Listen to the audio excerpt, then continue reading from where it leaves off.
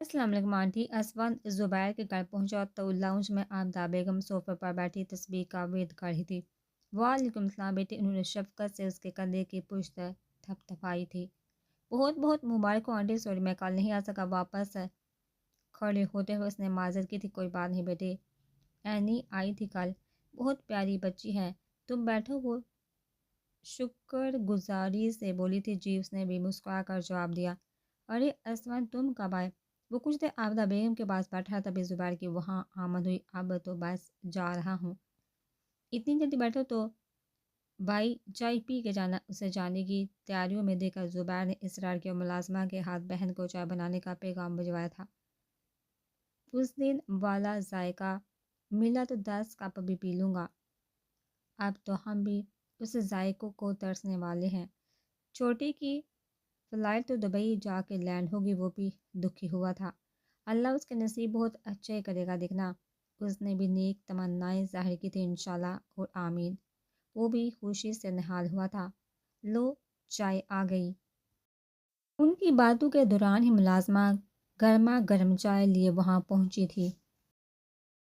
بھائی آپ گئے تھے ادھر؟ وہ جیسے ہی گاڑی سے اتر کر لان میں داخل ہوا تو وہاں چہل قدمی کرتی اینی اس کی طرف لپکی تھی۔ کدھر؟ اس نے بے دہانی سے پوچھا۔ روحاب کی طرف۔ کیا یہ نام ہی اس کے ہوش فنا کر گیا تھا؟ زبیر کی بہن روحاب کی بات کر ہی ہو؟ اس نے زبیر کا حوالہ پیش کیا۔ ہاں گیا تھا، مبارکباد دے کے آیا ہوں۔ تم نے اچھا یہ مجھے بھیج دیا، ورنہ زبیر گلہ ضرور کرتا۔ اس کی باتوں سے صاف ظاہر تھا کہ جس مقصد کے لیے اسے بھیجا گیا تھا وہ ناکام ہی رہا تھا۔ جی وہ ہے ہی شکایتی مینڈک، وہ زیر لب بڑبڑائی تھی اینی۔ بری بات ہے بیٹے، اسے ٹوکتا وہ اندر کی جانب بڑھ گیا۔ مجھے ہی کچھ کرنا پڑے گا۔ انہوں نے دائیں ہاتھ کا مکہ بنا کر بائیں ہتھیلی پر مارا تھا۔ پورا دن اپنا دماغ لڑا کر وہ حتمی فیصلے پر پہنچی تھی۔ جو منصوبہ اس نے سوچا تھا اس میں فی الحال اسون کو شامل کرنا حماقت کے مترادف تھا۔ عین وقت پر اسون کی حماقت حاصل ہونے کی مانند سی امید اب بھی باقی تھی۔ کام ہو گیا ہے۔ رات گئے اس نے کسی کو ملنے گھر ہی بلایا تھا جو اپنے ساتھ مطلوبہ کاغذات لیے پہنچا تھا۔ جی میڈم، اس نے کاغذات اس کے سپرد کیے تھے۔ بالکل پکے کاغذ ہے نا؟ انہوں نے ایک سسی نظر کاغذات پر دوڑا تھی۔ کچے کام تو کبھی ہم نے کیے ہی نہیں۔ لان میں چلنے والی ٹھنڈی ہوا کے باعث اس نے اپنے گرم سیاہ چادر ارد گرد اچھے سے لپیٹی تھی۔ تبھی سال میں 8 مہینے حوالات کے اندر گزارتے ہو۔ اس پر طنز کرتے ہوئے اینی نے میز پر رکھا پیسوں والا سفید لفافہ اٹھا کر اسے تھمایا۔ اپنی اپنی قسمت میڈم، ویسے جو آپ کرنے جا رہی ہیں اس پر بھی سخت پکڑ بنتی ہے۔ انہیں پیسے سونگتے ہوئے خود کو مطمئن کیا تھا۔ گرد جا کر گننا چیپسٹر۔ اسے لفافہ کھولتے دیکھا وہ غصہ ہوئی تھی۔ اگر رات کے اس پر اسون اس بدنام زمانہ فریبی کو بہن کے ساتھ دیکھ لیتا تو دونوں کی شامت آ جاتی۔ تم سیر ہو تو رومانہ امید بھی سوا زیر ہے۔ روحا بی بی، اسے بھی نکاح کے دن کا انتظار شدت سے تھا۔ تبھی اس انسان کے جاتے ہیں اس نے کاغذات ہاتھ سے لگائے تھے۔ نکاح کے روز اس نے پارلر جانے کے بجائے گھر ہی بیوٹیشین کا انتظام کروانے کو کہا تو زبیر نے بھی کوئی خاص اعتراض نہ کیا۔ اس کے لیے یہی کافی تھا کہ بہن زندگی میں خوشی خوشی آگے بڑھ رہی ہے۔ بہت جلدی ہے تمہیں جانے کی۔ امان اسون بھائی سے پیارا تو نہیں ہے؟ رومانہ بھی سجی دجی پارٹی میکا میں سیدھا کسی پکی سہیلی کی طرح اس کے کمرے میں آن پہنچی تھی۔ تم کیوں آئی ہو یہاں اینی؟ سنگار میں اس کے سامنے لہنگی کے بجائے سرخ میکسی میں دلہن بنی وہ کسی زاویے سے خوش دکھائی نہیں دے رہی تھی۔ اکیلی نہیں آئی؟ اسون بھائی اور دادو بھی ساتھ ہیں۔ تمہاری قسم، تمہاری زبردستی کی دی ہوئی قسم نہیں توڑی میں نے۔ اس کے چہرے کے اڑتے رنگوں نے مقابل کو بہت محظوظ کیا تھا۔ میرا نکاح ہے آج، اس نے بظاہر خود کو مضبوط ظاہر کیا، مگر دل ان دونوں کی آمد کا سن کر دھڑکنے سے انکاری ہو گیا تھا۔ تو کر کے دکھا۔ اسے وہی چھوٹے ہوئے کمرے سے نکل کر دروازہ باہر سے بند کر دیا تھا۔ اینی اس نے ڈرتے ہوئے بند دروازہ کھٹکھٹایا تھا۔ یہ سب باہر سے گزرتی تو لڑکی کو یہ صورتحال سمجھ آئی۔ ارے یار، رسم ہے ہماری، ڈرو نہیں، نیچے چلتے ہیں چلو۔ ان دونوں کو بہلاتی وہ نیچے لے گئے تھے کیونکہ یہ دروازہ اب اسے کسی خاص شخص کے ہاتھوں ہی کھلوانا تھا۔ دروازہ کھولو، روحاب نے کئی دفعہ دروازہ بجا کر آوازیں لگائی تھی بارات کا استقبال زبیر نے بہت والہانہ انداز میں کیا تھا۔ کسی موقع پر کوئی بھی کمی چھوڑ کر وہ بہن کا سر جھکانے کا قائل نہ تھا۔ اسود بھی جب سے تقریب میں پہنچا تھا ہر کام میں بڑھ چڑھ کا حصہ لے رہا تھا۔ رحاب کو بلاؤ زبیر نے کہا۔ وہاں کے آ جانے کے بعد عابدہ بیگم نے زبیر سے کہا جو اسود اور امان کے ہمراہ اسٹیج پر بیٹھا تھا۔ جی اماں جی، وہ ادب سے جواب دیتا اسٹیج سے اترا تھا۔ اسی کے پیچھے پیچھے اسود بھی اسٹیج سے نیچے آئے۔ گھر کے لاؤنج میں جاری تقریب میں بہت ہی محدود مہمان تھے جن میں اسود زبیر کا خاص مہمان بن کر آیا تھا۔ بہت کم دنوں میں زبیر نے شاہ خاندان سے بہت اچھے مراسم بنا لیے تھے، جس کی اصل وجہ اسود کی خوش اخلاقی تھی۔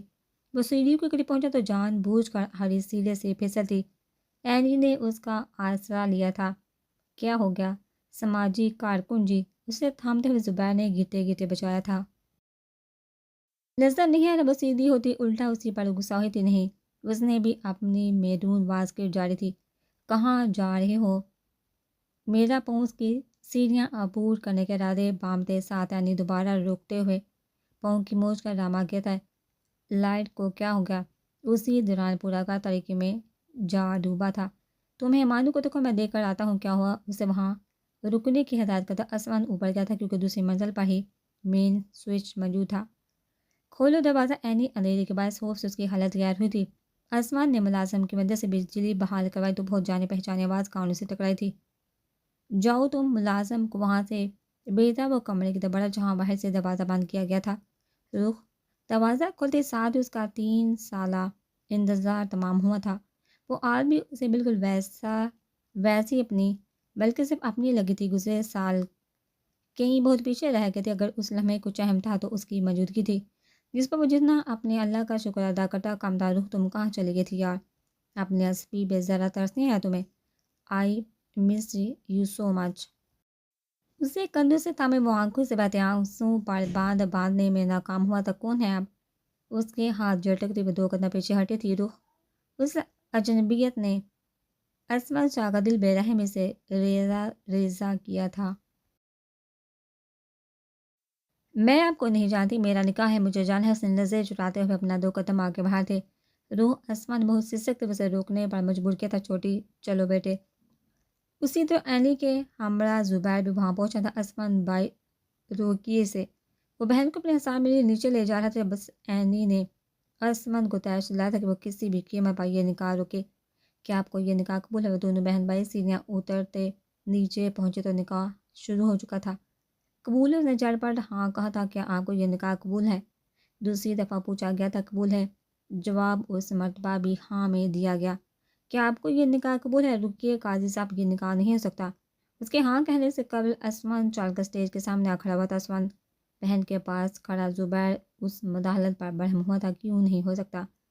اس دفعہ امان نے اپنی جگہ سے اٹھا کیونکہ یہ پہلے سے میرے بھائی کے نکاح میں ہے اور جتنا میں دین کو سمجھتی ہوں نکاح پر نکاح نہیں ہو سکتا۔ وہاں آتی اینی نے نکاح کے سامنے میز پر نکاح نامہ رکھا تھا۔ کیا بکواس کر رہے ہو تم لوگ؟ امان کا دل بند ہونے کو تھا۔ یہ بکواس نہیں، حقیقت ہے، یہ دیکھ لیں ایس پی صاحب۔ اینی نے حسب عادت زبان کے کڑے وار جاری رکھے تھے۔ واٹ ربش۔ زبیر بھی مشتعل ہوا تھا۔ بھائی یہ جھوٹ ہے۔ وہ گھبراہٹ کے پاس کچھ زیادہ بول بھی نہ پائی تھی۔ تمہاری بہن کسی کی بیوہ نہیں، میری بیوی ہے۔ اس بار اسود نے اس کی بات کاٹی تھی۔ استغفار، کتنا بڑا گناہ کروانے جا رہے تھے آپ مجھ سے۔ نکاح کا تفصیلی مطالعہ کرتے ہوئے قاضی صاحب نے بھی کانوں کو ہاتھ لگائے تھے۔ یہ سب کیا ہے بچے؟ زبیر نے بھی جھپٹ کر نکاح نامہ پکڑا تو کسی زاویے سے جعلی نظر آیا تھا۔ جو بھی ہے، ہم ابھی یہ رشتہ ختم کرتے ہیں۔ امان کی والدہ زاہدہ بیگم نے وہی رشتہ ختم کرنے کا اعلان کر دیا۔ تمہاری ضد پر ہم ایک بیوہ کو قبول کرنے کو تیار تھے، لیکن یہ تو سہاگن ہے، زندہ سلامت شوہر ہے اس کا۔ امان کے کچھ بھی کہنے سے قبل والد بنارس صاحب بھی بیٹے کو ہی سنا دی تھی۔ یہ جھوٹا بھی تو ہو سکتا ہے۔ اسے اب بھی امید تھی۔ نکاح نامہ ذرا اسے بھی دکھا دو، زاہدہ بیگم نے زبیر سے کہا، جو نکاح نامہ پڑھتے ہی پتھر کا بن گیا تھا۔ ہمیں کچھ نہیں دیکھنا، چلو امان۔ والد صاحب اس کا ہاتھ پکڑتے اسٹیج سے اترے تھے۔ دیکھتے ہی دیکھتے پورا لاؤنج مہمانوں سے خالی ہو چکا تھا۔ یہ کیا ہے گریز؟ زبیر نے بہت اذیت کے عالم میں خاموشی توڑی تو پہلا سوال سے پر اشک بہاتی بہن سے پوچھا تھا۔ جو آبدہ بیگم کے لاکھ سوالوں کے جواب میں ایک حرف نہ بولی تھی۔ بھائی یہ سچ نہیں، اس نے انکار میں گردن ہلائی تھی۔ تمہارے آنسو بھی جھوٹے نہیں لگتے، نہ ہی یہ نکاح نامہ۔ دتکارا جا سکتا ہے۔ وہ صوفے سے اٹھی تو زبیر اس کے آنسو کے آگے ہمت ہار گیا تھا۔ آپ سچ کیوں نہیں بولتے؟ اینی تم تو میری دوست ہو، اس نے چنکارتے ہوئے اسفند اور اینی کو کوسا تھا۔ تم تو کچھ دیر پہلے ہمیں پہچاننے سے ہی انکاری تھی۔ اینی نے تیکھی مسکان کے ساتھ اسے شرمندہ کیا تھا۔ تم انہیں جانتی ہو؟ آبدہ بیگم کو نیا دھچکا لگا تھا۔ اماں جی، ان کے سوال پر وہ کانپنے لگی تھی۔ میں بتاتی ہوں، یہ میری سگی پوتی ہے۔ گھر کے لاؤنج میں قدم رکھتی زاہدہ بیگم نے سب کو اپنی طرف متوجہ کیا تھا۔ دادو انہیں دیکھتے رحاب کے آنسو سے تر آنکھیں چمکی تھی۔ تمہیں کسی پر ترس نہیں آتا؟ نہ خود پر، نہ اس انسان پر؟ بولو۔ اس کے پاس چل کر آتی وہ اسے بے ذریعہ سنا کے تھی۔ یہ سب کیا ہے؟ زبیر اب بھی صدموں کی زد میں تھا۔ رخ جھوٹ نہیں کہہ رہی، یہ نکاح نامہ جعلی ہے، لیکن اس ظلم کو روکنے کے لیے میرے پاس کوئی دوسرا راستہ نہیں تھا۔ آئی ایم سوری روح۔ اسفند اس سے زیادہ خاموش رہتا تو شاید مر جاتا۔ You fraud. اس کا اعتراف سنتے زبیر اس سے دستے گرباں ہوا تھا۔ زبیر تم تحمل سے میری بات سن لو۔ اس نے اپنا گریبان چھڑواتے ہوئے تلخی ملتجی انداز میں فریاد کی، تم نے بڑی محفل میں میری بہن کو رسوا کر دیا۔ یہ سب میں اینی کے ساتھ کروں تمہیں کیسا لگے گا؟ اسے دھکا دیتے ہوئے زبیر سے فرش پر جا پڑا تھا، ویسا ہی جیسا اس وقت تمہیں لگ رہا ہے، مگر میں تمہاری بات سنے بغیر کوئی فیصلہ نہیں سناؤں گا۔ قدموں پر واپس اٹھتے ہوئے وہ اب بھی تحمل سے ہر بات کا جواب دے رہا تھا۔ تمہارا فیصلہ تو اب تھانے چل کر کروں گا۔ اسے گربان سے کہتا وہ وہاں سے لے گیا تھا۔ رحاب تم اب بھی کچھ نہیں بولو گی؟ اس کی مسلسل خاموشی اینی کو چبھ رہی تھی۔ روح اسفند نے دہلی سے اسے آخری آواز لگائی تھی، چل۔ زبیر نے اسے گھر سے باہر دھکیلا تھا، جہاں پہلے سے موجود دو افسران اسے گھسیٹتے ہوئے گاڑی میں لے جا رہے تھے۔ جاہل انسان۔ اس کے انتہائی رد عمل پر اینی بھی بائی کو بچانے پیچھے پیچھے دوڑی تھی۔ اس وقت آبدہ بیگم کے علاوہ صرف دادی اس کے پاس موجود تھی۔ وہ اب بھی اسی طرح خاموش اور گمسم کھڑی تھی۔ جن چہرے کو کبھی نہ دیکھنے کی قسم کھائی تھی، وہ ایک بار پھر اس کی زندگی کا حصہ آ بنے تھے۔ رحاب، دادی نے اس کا چہرہ دونوں ہاتھوں میں تھاما تھا۔ جائیے یہاں سے۔ ان کے ہاتھ جھٹکتے وہ کمرے کو دوڑ گئی تھی۔ میری بات تو سنو، وہ اس سے پکارتی رہ گئی تھی۔ تم خود کو سمجھتی کیا ہو؟ سمجھتے کیا ہو؟ جنگل کا قانون چل رہا ہے ادھر۔ اسفند کے وکیل کے لائے گئے ضمانت کے کاغذات انسپکٹر پڑھ رہا تھا، جبکہ اینی اسے کھڑی کھوٹی سنانے میں مگن تھی۔ اچھے سے ضمانت نامہ دیکھنا۔ ان جہل سازوں پر مجھے یقین نہیں۔ اس کی باتوں کو سننا کرتا وہ انسپکٹر کو ہدایت دینے لگا، یو اینی چلو، ہمیں دکھ سے بات بھی کرنی ہے۔ اسی طرح اسے حوالہ سے نکالا گیا تو اینی اس کی آواز پر رکی تھی۔ اوے زبیر حسن کی بہن ہے وہ، کوئی اس کے پاس جا کے تو دکھائے۔ وہ اسفند کی ریتا دلیری پر آبے سے باہر ہوا تھا۔ اسفند دلاور شاہ کی محبت ہے وہ، کوئی مجھے روک کے تو دکھائے۔ اس مرتبہ افسر اسفند کا لہجہ زبیر سے بھی زیادہ خطرناک ہوا تھا۔ اسفند تم، وہ دوبارہ اس پر چپڑنے کو تیار ہوا، چلیے بھائی، یہ تو پاگل ہے۔ اس کی جہالت پر اینی برہم ہوئی تھی۔ چھوٹی نے کچھ بتایا آپ کو؟ اماں جی، وہ رات کے گھر پہنچے تو ماں سے پہلا سوال بہن کے متعلق ہی پوچھا تھا۔ اس کی دادی سب بتا کر گئے۔ زبیر، اس بچے نے بہت سا ہے، اس کم عمری میں اس کی غمگین آنکھیں بلا وجہ اتنی گہری نہیں۔ جو حقیقت آج ان پر کھلی تھی، وہ بہت سے سوالوں کا جواب دے چکی تھی۔ اس اسفند نے جو کیا وہ اب بھی اسفند کے ذکر پر آبے سے باہر ہوا تھا۔ وہ ایسا نہ کرتا تو ہم سے بہت بڑا ظلم ہو جاتا بیٹے۔ ماں نے اس کی بات کاٹتے ہوئے ماضی کا ایک دردناک پہلو اس کے سامنے کھولا تھا۔ ماضی، اس لڑکی کے الارم سے پورا شہر جاگ جاتا تھا، مگر اس کے کانوں پر جوں تک نہیں رینگتی۔ صبح کی چائے نوش فرماتی ہوئی دادی جان پوتی کے کمرے سے برآمد ہوتی، الارم کی آواز پر اکتائی تھی، جس کے سبب پوری شان حویلی میں شور برپا تھا۔ جگاؤ جا کر محترمہ کو انہیں تانگا کر میز پر ناشتہ لگاتے ملازمہ کو ہدایت تھی۔ نہیں دادی جی، بالکل نہیں، پچھلی بار شہید ہوتے ہوتے بچی تھی۔ پچھلا عبرتناک تجربہ ذہن میں دہراتی وہ صاف انکار کر کی تھی۔ شور میں تو مردے بھی حرکت میں آ جائے، مگر چھوٹی بی بی دادی نے رحاب کے کمرے کا رخ کیا تو ملازمہ بڑبڑائی تھی، اس کو وکیل بننے کا شوق ہے، بیچاری موکل مغل سلی چڑھ جائیں گے اور وکیلنی صاحبہ کی صوبہ ہی نہیں ہوگی۔ لیمپ کے پاس رکھ کے جا کر سارا پانی دادی نے اونڈے منہ ہراٹے لیتی پوتی پر اونڈیلا تھا، کس کی موت آئی ہے؟ وہ کرنٹ کھا کر بیٹھی، تمہارے باپ کی ماں کی دادی کی آواز نے دوسرا جھٹکا دیا تھا۔ دادو باہدا کوئی اور ہوتا تو زندہ نہ بچتا، اپنے گیلے بال ماتھے سے ہٹاتے وہ غصہ پیتے ہوئے بولے۔ ہتا تو اس وقت تمہارے سر پر منڈال رہا ہے لڑکی، وقت دیکھو۔ دادی نے اس کی توجہ دیوار سے لگی گھڑی کی طرف مبذول کرائی جو صبح کے 10 بجا رہی تھی۔ مر گئے، آج تو ہٹلر کی کلاس ہی۔ وہ چھلانگ لگا کر بیٹھ چکی تھی، دیہاں تھے۔ اسے بال بال گرنے سے بچتے دیکھ کر دادی نے آواز لگائی۔ جو الماری سے کپڑے کا ہینگر نکالتی باتھ روم میں جا گھسی تھی۔ 20 منٹ بعد گیلے بالوں کو پچ پر پھیلائے، بلو جینس پر ہلکا گرے کرتا پہنے وہ نیچے پہنچی تو ایک کندھے پر چھوٹا سا بستا، دوسرے ہاتھ میں کرتے سے ملتا چھوٹا سا مفلر موجود تھا جو صرف دادی کی ڈانٹ کے خوف سے اس نے گلے میں ڈالا تھا۔ انسان کو اتنا غیر ذمہ دار بھی نہیں ہونا چاہیے، کم از کم وقت پر جگا دیتی۔ میز سے ایک سیب اٹھا اس نے ناشتے کا مختصر انتظام کیا تھا۔ جو کام 100 الارم مل کر نہ کر پائیں وہ میں اکیلی جان کیسے کرتی؟ اب اکیلی جان 100 حیوانوں پر باری ہے۔ Love you and bye bye. جھک کر ان کا سر چومتی وہ دروازے کی طرف دوڑی تھی۔ کچھ کہا کر تو جاؤ۔ اس کا محض ایک سیب پر اکتفا کرنا دادی کو پریشان کر گیا تھا۔ دیر ہوئی ہے دادو، اس نے بغیر رکے یا مڑے جواب دیا۔ وہ غصہ کرے گا، وہ سنبھال لوں گی۔ ہائے دروازے سے نکلتے ہوئے اس نے جواب دیا اور اپنی شاہی سواری پر یونیورسٹی روانہ ہوئی تھی، جہاں اپنے ناپسندیدہ ترین پروفیسر کے ہاتھوں آج پھر عزت افزائی 100% یقینی تھی۔ اس طرح سٹاپ اسے دروازے پر دیکھتے سا پروفیسر دوریت نے ٹوکا تھا۔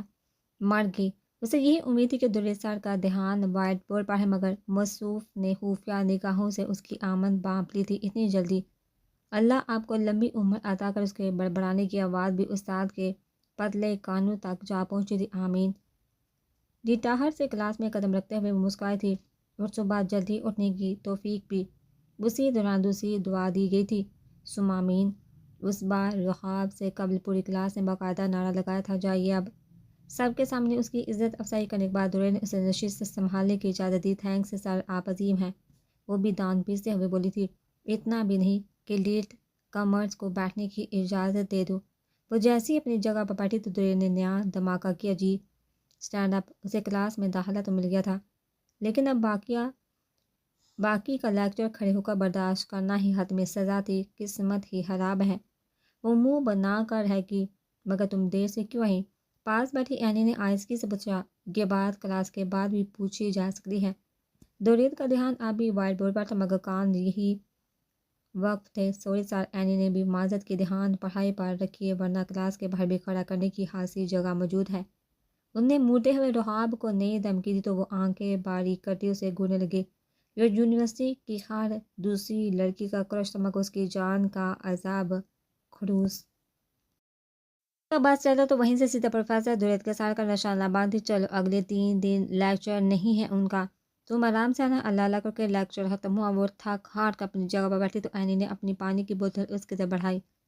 میں تو کہتی ہوں کہ اللہ اسے دوبارہ یہاں آنے کی زحمت ہی نہ دے۔ پانی پیتے ساتھ اس کے دل سے بددعا نکلی تھی۔ آمین۔ پاس سے گزرتے لڑکوں کے گروہ نے اس کا مذاق اڑاتے ہوئے با آواز بلند آمین کہا۔ آج کا پورا دن ہی اس کے لیے برا ثابت ہوا تھا، پہلی دادی کے ہاتھوں اتنی شاندار، پھر صبح یونیورسٹی میں پروفیسر دوریت کی کڑوی باتیں اور پوری کلاس کے سامنے اتنی بےعزتی۔ اب اس نے بھی ٹھان لی تھی کہ کسی بھی طرح اپنی بےعزتی کا انتقام لے کر رہے گی۔ کیا کر رہی ہو؟ پارکنگ میں کھڑی پروفیسر دوریت کی گاڑی کے چاروں ٹائر اس نے اینی کے بالوں سے لگی پن اتار کر بہت پھرتی سے پنچر کی تھی۔ مجھے کھڑا کیا تھا، اب بیٹھ کے پنچر لگائے۔ انہیں مسکرا کر دونوں ہاتھ جاڑے تھے۔ تم نہیں سدھرو گے؟ اینی بھی اس کی حرکتوں پر تنگ آ جایا کرتی تھی۔ سب یہی کہتے، جلدی چلو، وہ جلادار ہے۔ وہ دور سے دوریت کو آتا دیکھا وہ اینی کو لیے پارکنگ میں موجود اپنی گاڑی کی طرف دوڑی تھی۔ آپ جمال، آپ تو بلہ بھی ڈنگ سے نہیں لے سکتی۔ گاڑی کے پاس پہنچتے دوریت نے ایک نظر گاڑی کے چاروں ٹائر دیکھے، پھر وہاں مٹی میں چمکتا رحاب نے ایئر رنگ کا ڈائمنڈ دیکھا تھا۔ آپ بجائے میرا حوصلہ بڑھانے کے مجھے ڈانٹ رہے ہیں اسفی۔ اس نے ہمیشہ کی طرح پورے دن کی ایک ایک بات اسفند کو تفصیل سے بتا کر دل کا سارا غبار ہلکا کیا تھا جو 7 سمندر پار لاکھ مصروفیت کے بعد بھی پچھلے 2 گھنٹوں سے اس کی بیتو کی باتیں پوری توجہ سے سماعت فرما رہا تھا۔ تو وہ جیسا بھی تمہارا استاد ہے، اس کے سمجھانے پر بھی وہ ٹس سے مس نہ ہوئی تو اسما نے اسے ڈانٹا تھا، وہ استاد نہیں فساد ہے۔ یہ زبان کہاں سے سیکھ رہی ہو تم؟ میری زبان کو چھوڑے اور اپنے وعدے یاد کرے۔ اس نے چالاکی سے موضوع بدلا تھا۔ کون سے وعدے؟ اب اسے پریشان کر رہا تھا، وہی جو وفا نہ ہوئے تو میری میت کندھا دیتے پھریں گے۔ اس نے جذباتی وار شروع کر دیے۔ بکواس نہیں کرو، بلکہ مجھے تم سے بات ہی نہیں کرنی۔ اس کے بیتوکی بات سے ہار کھاتا وہ رابطہ منقطع کر گیا۔ اسفی ہیلو، حد ہے سوری اسفی، لیکن اتنی سی بات پر کال کون کاٹا ہے؟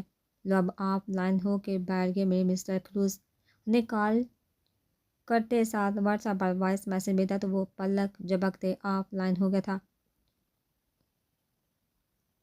If not again. صبح صبح اس کے منہ سے کمبل ہٹا کر ایک گلاس پانی سر پر اونڈے لا گیا۔ دادی کی حرکت سمجھتی ہوئی اٹھ پڑی۔ Good morning. اسے آنکھیں ڈگرتا دیکھ اسمن بالکل پاس بیٹھا تھا۔ اسفی آپ 2 دن بعد اسے دیکھتے سارا غصہ تمام ہوا تھا۔ مزید 2 دن یہ ڈرامانی شکل نہ دیکھتا تو مر نہ جاتا۔ وہ اسی فدا ہونے والے انداز میں اسے مزید شے دے گیا تھا۔ اب بکواس کون کر رہا ہے؟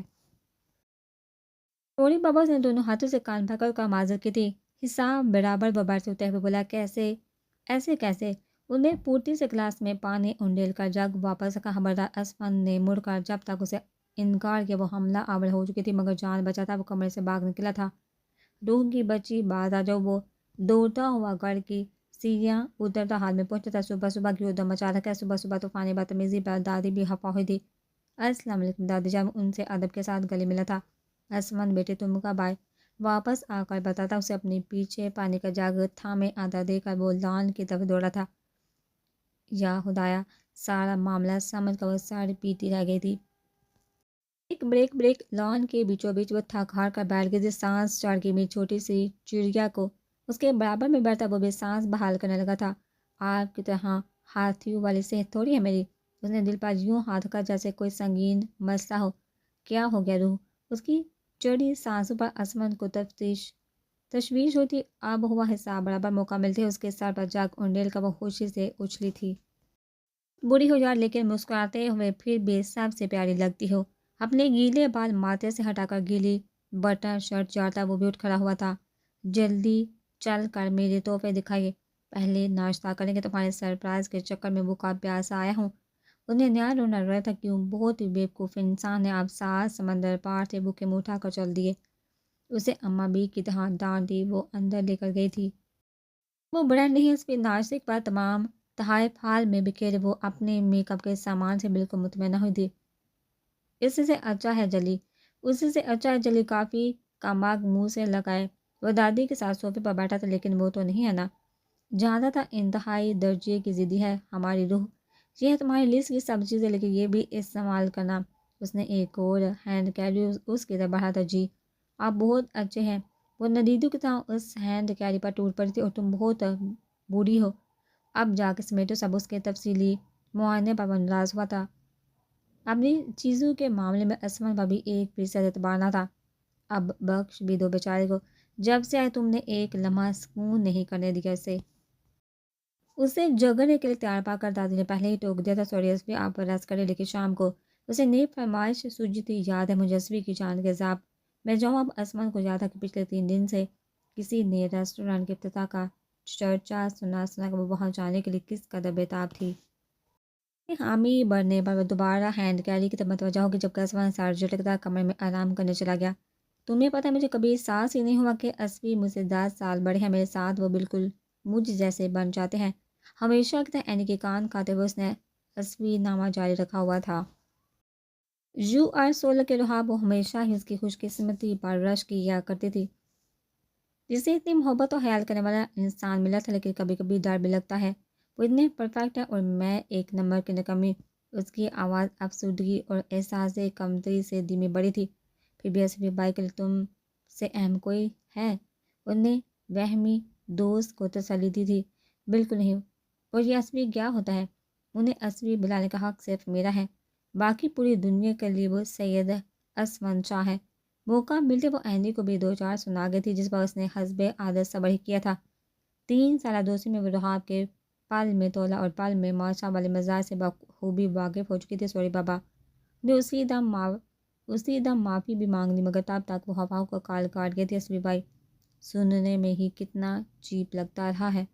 لاگر اس کا دل گہرائیوں تک کھٹا ہوا تھا. نہیں، یہ باتیں میں آ کر ڈسکس کرتا ہوں. وہ یونیورسٹی کے لیے تیار اسفند کے کمرے میں پہنچی، جو کانوں میں لگے بلوٹوتھ سے کال پر بات کرتا. سنگار میں اس کے آگے کھڑا ٹائی باندھا تھا. جلدی کرے، اس خروس کی کلاس ہے آج. کال بند ہونے کے بعد اسے ابھی تک ٹائی باندھتا دیکھا وہ پاؤں پٹکتے اس کی طرف آئی تھی. میرے لائیے اب تھوڑا جھکنے کی سہمت کال اس کے حکم جارنے پر وہ مسکراتے ہوئے گردن جھکا گیا. چلو 1 منٹ رکنا. اچانک اس کی نظر رحاب کے دائیں کان پر گئی تھی. جی. تم نے ایئر رنگ کا ایک ڈائمنڈ کہاں چھوڑا؟ اس نے بغور کان دیکھا تھا. مطلب یہ روح جہاں والا ڈائمنڈ غائب ہے. اس کا روح آئینے کی طرف کرواتا وہ تفتیش کرنے لگا. یا اللہ، یہ کہاں گیا؟ اس نے ایئر رنگ چھوڑتے ہوئے خود سے ہی سوال کیا. جہاں تمہاری یہ قیمتی چیز جاتی ہے.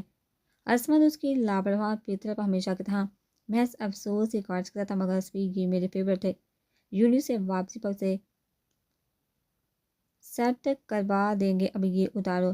نیا حکم صادر کرتے ہوئے اس نے سنگار میز کے پہلے دراز میں ایک چھوٹا سا جولی باکس نکالا تھا. دیر ہو رہی ہے اسپی کی جان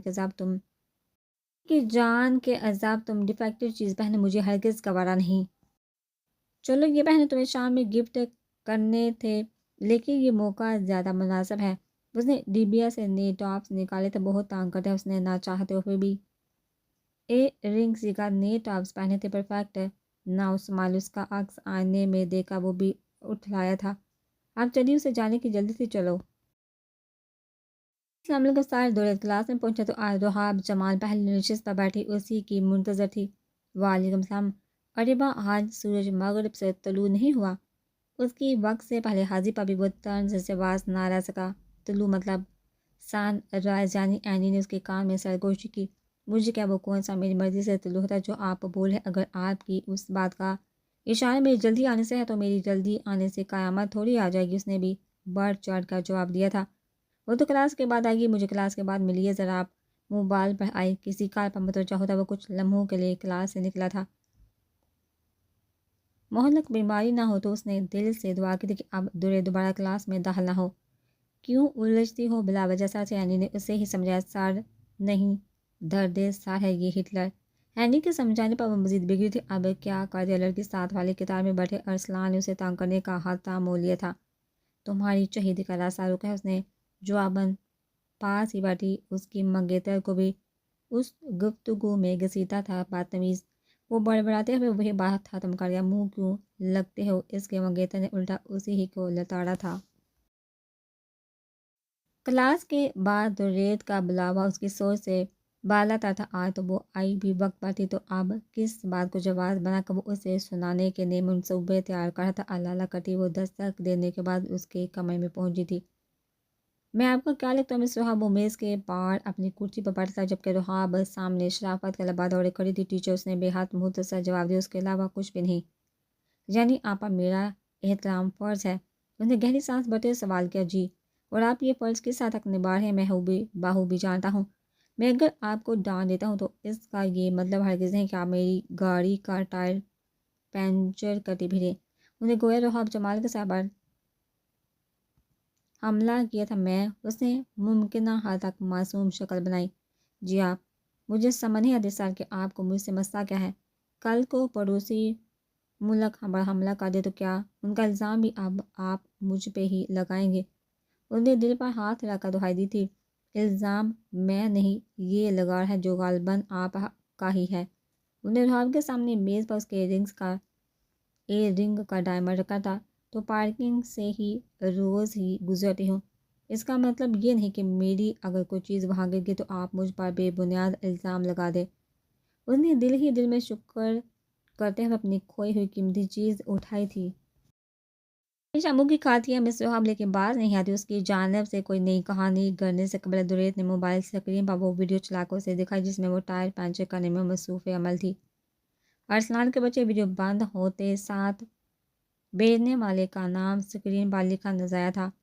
اپنے والدین سے کہے کہ مجھ سے ملے. دوری نے دو ٹوک انداز میں کہا، مجھے یہاں نہیں آ سکتے۔ اس نے صاف انکار کیا، تو کیا مجھے ملنے جانا ہوگا؟ آپ بھی وہاں نہیں جا سکتے۔ اب اسے ہنسی بھی آئی تھی۔ وہ کوکاپ ہوتے ہیں، اس کا دماغ گما تھا۔ نہیں، جنت میں ہوتے اور آپ وہاں جانے سے تھے۔ اس نے بعد لحاظ کہا، یعنی آپ بھی جہنم واسع ہونے کے بعد ان سے نہیں مل سکیں گی؟ ہے جو بھی آپ کے گارڈین ہیں، میں ان سے ملنا چاہوں گا۔ ناؤ لیو۔ انہیں بھی کوئی رعایت نہ دکھائی تھی۔ میری منگیتر کا راستہ روکنے چلی تھی۔ اب اپنی سمتیں درست کر لو پہلے۔ پجو کا سالیے کیبن سے نکلی تو منگیتر کے ہمراہ باہر کھڑا ارسلان اس کی کیفیت پر ہنسا تھا۔ ارسلان کے بچے اس نے آستین چڑھاتے اس کا تعاقب کیا، بچاؤ۔ وہ جان بچاتا پارکنگ کو دوڑا تھا۔ اوئے روح، اسود جیسے یونیورسٹی پہنچا تو وہ کوئی ڈنڈا پکڑے ارسلان پر حملہ آور دکھائی دی تھی۔ میں اسے مار مار کے گنجا کر دوں گی، عصبی چھوڑی مجھے۔ اسود نے دوڑ کر اسے بلادقلب ایک بازو سے اٹھا کر ارسلان سے دور کیا تھا۔ کیا کر رہے ہو چھوٹے سے طوفان؟ دیکھ لوں تمہیں۔ وہ ہوا میں ہاتھ مارتی پاؤں مارتی دھمکانے سے ابھی باز نہ آئی تو ارسلان بھی خاموش سادنے سے انکار تھا۔ تمہیں تو دکھاتی ہوں ابھی پیچھے،